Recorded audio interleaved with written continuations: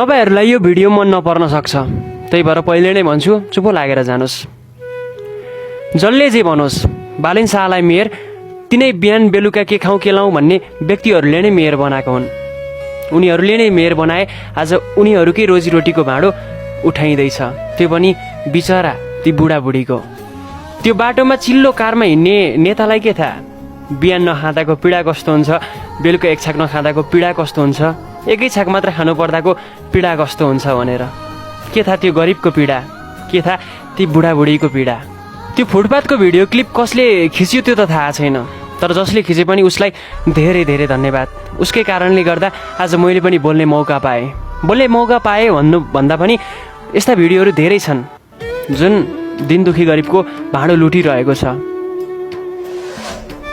उहाँहरूले फुटपाथमा बेच्नुपर्ने बाध्यता हो, रहर होइन बालेनज्यू।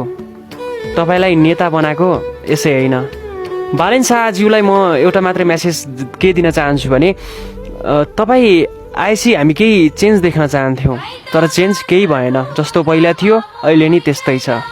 राजीनामा दिए फरक नपर्ला।